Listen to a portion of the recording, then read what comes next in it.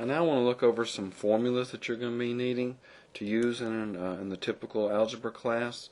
These are a few selected formulas from geometry, and they're your basic area, perimeter, and then we'll look at volume formulas as well. Starting off with a triangle. You see a triangle is a geometric figure with three sides, and first thing we want to be able to measure for our triangle is perimeter. And perimeter is one of the easiest and more basic types of measurements. Perimeter just refers to the distance all the way around the outside of an object. Now if our triangle has sides measuring length A, length B, and length C, then to find the perimeter we'd simply add up the lengths of those three sides. So again, a very easy calculation to make. Now the next type of measurement that we will look at, and we will do this for each one of these figures, is area. Area is simply a reference to the space inside of a figure, and for a triangle, area is equal to 1/2 times the length of the base times the height. And the height is always measured from a vertex to the base. So that is the easiest way to identify which side of the triangle is playing the role of the base, and it's just by looking at it and seeing, which side your height is being measured to. For example, if I was to draw another triangle for you with sides measuring 3, 7, and 8, and was to say, okay, my height is going to be measured from this vertex to the side that measures 8, and I've got a height of 5, then your perimeter for this triangle would be the 3 plus the 7 plus the 8, which would be 18, but the area would be 1/2 times the base, and this time the base would be the 8 times the height, which we said was 5, and that would turn into a 20. So that would be the perimeter and area for this triangle. Our next figure is a square. Now a square has 4 equal sides and 4 right angles. Since there are 4 of these sides and they are all 4 equal, then our perimeter is just 4 times the length of any one of the sides, and our area is going to be length of the side times the length of the side, and again, since those are the same, that turns into just S square, where S represents the length of any one side.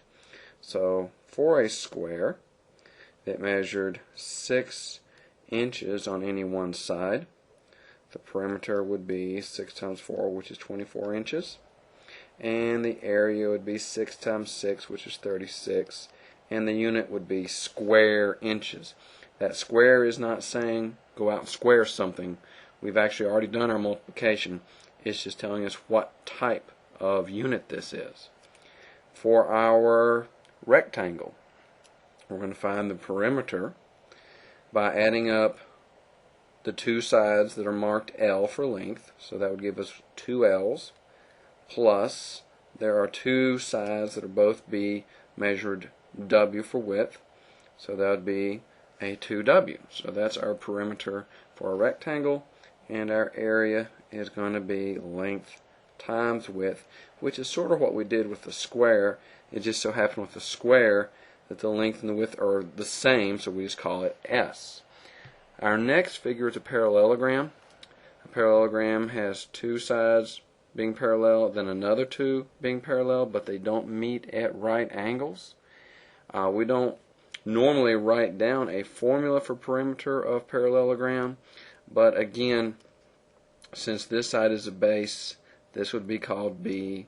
This side you could choose to call A. The name really isn't important, but your perimeter would just again be the sum total of the 4 sides, which in this case would be a 2A plus a 2B. For area, our area for this figure, for this parallelogram, is base times height, And once again, how do you know what the base is? Well, the base is the side to which the height is measured, similar to what we saw over here in the triangle. Our next figure is known as a trapezoid. Trapezoid simply has two parallel sides. The other two aren't. They do not meet necessarily at right angles. For our perimeter, we would just add up all four sides, which would be A plus a B plus a C plus a D. Now, to be able to find our area, we would need to know the height, and the height on this figure is simply the distance between the two sides that are parallel, and our area would simply be 1/2 times the height. So it starts off like it did with the triangle, but since you have basically two bases instead of one, we're going to measure the sum of those two, and that's what we'll multiply by 1/2 times the height. Now, our last figure is the circle. Now, when you're measuring the distance around the outside of a circle, you don't call it perimeter anymore. The word that's used for the distance around the outside of a circle is circumference. And our circumference is 2 times pi times the radius of the circle. Now, if you're going to find the circumference of a circle, or if you find area, which we'll do in just a second, you want to make sure and use the most accurate approximation of pi possible. And let's do an example and see how we can find that. Let's say we had a circle with a radius of 7 inches, and we want to find that circumference. Well, again, the circumference would be 2 times pi times the radius, which we said was 7. Let's go to the calculator. The best way to do that is 2 times, and note that pi is built into your calculator right there above the caret key. So I can go second function and hit the caret key, and there's the pi, times the 7, and that gives us a very good answer, with pi being to several decimal places instead of just 1 or 2. So 43.98 is a very accurate answer. And for area, we want to do something similar. The area of a circle is pi r square. So if we want to find the area of this same circle with our radius being 7 inches, we would just go second caret to bring up pi times the radius of 7 and hit the square button, and 153.93 again is a good approximation of that answer. Alright, so using the pi that is built into the calculator is the most accurate way to do things on this type of formula. And remember, you always use r in these formulas. If they were to give you a circle and give you that the diameter was 12 inches, you would immediately convert that to a 6-inch radius, and that's what you would use in the formula. Now, the next formulas that we want to look at are for three-dimensional figures. So we're not going to be finding area or perimeter so much, but we will look for things like surface area. On our right rectangular solid, note that you have 1, 2, 3, 4, 5, 6 sides. So our surface area is going to be 2 times length times width, which is the area of the bottom and top, plus 2 times height times length, which is going to be the left and the right side, plus 2 times height times width, which is going to get the area or the surface area of the front and the back. Now, for our volume for this particular right rectangular solid, the volume is just going to be length times width times height, sort of just an expansion of the basically of the area formula that you saw with the rectangle. Now, for our cylinder, our surface area, we're going to have to figure the bottom, the top, and the sides separately. And then we'll just add them together. Our formula is 2 pi r squared, which actually takes in the top and the bottom, plus 2 pi r h, which takes care of your sides. And of course, the radius is the radius of either the top or the bottom, and the height is just the measurement from top to bottom of the cylinder. Now our volume is going to be pi r squared h. So we can step down here and do another example. If we had a cylinder, say with a radius of 10, that stood,